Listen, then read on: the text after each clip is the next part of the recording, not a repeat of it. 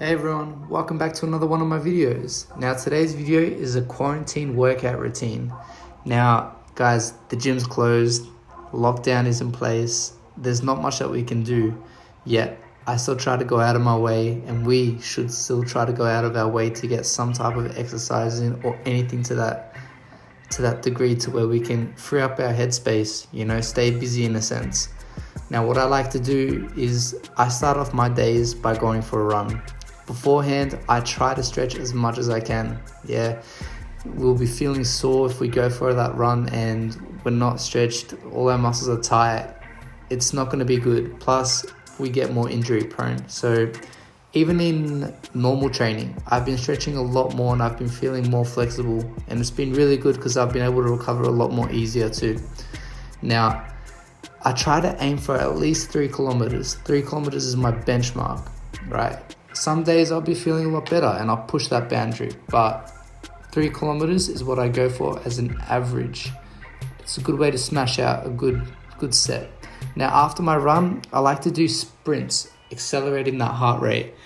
I like to go for at least in between 8 to 10 sets. I'll sprint my ass off going up, and then I'll go for a jog on the way back.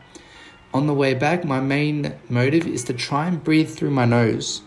Breathing through your mouth, yeah, it's alright, you're getting a lot of oxygen, but breathing through your nose is a lot more harder, and I've seen through more experienced individuals that breath work, which is something that I'd like to get into more, helps you out a lot more. So I've been trying to breathe through my nose whenever I've been doing these exercises.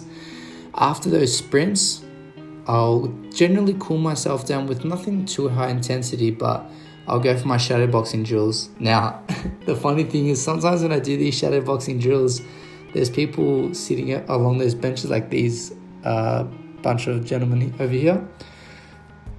I just get looked at. They, in a sense, enjoy watching me do my thing. And they actually talk to me sometimes.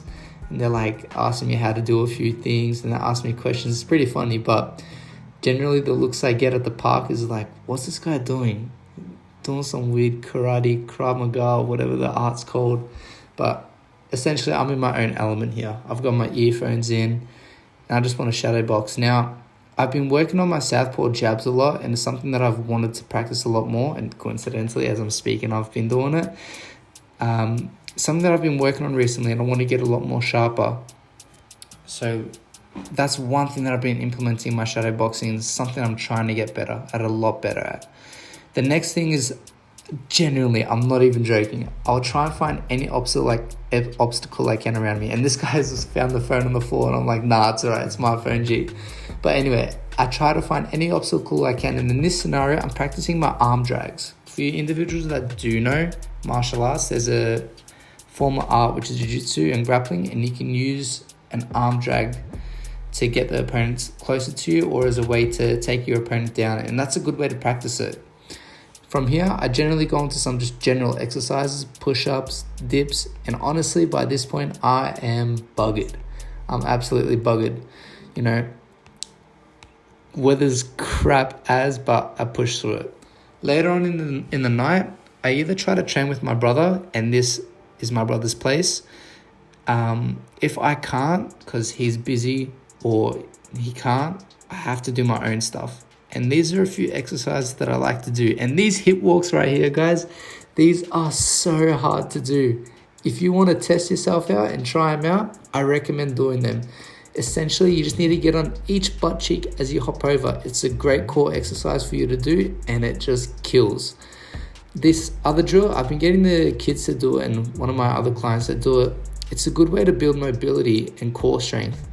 You can up the difficulty with this by, as you come down, you want to dip your toes onto the mat just so it touches, and then you want to accelerate it back up. As you're about to see now, you want to dip it down just where your toes touch and then back up. Your main objective with this one is to do it as slow as you can though. You don't want to do it fast. You want to do it nice and slow. A few of the drills that I'm doing right now have been courtesy of Christopher Curry, the Crusher. Those classes that I used to participate in and do, and he used to coach. He used to make us do several of these drills that I'm doing now. Also, prior to this, I'll link it in the description.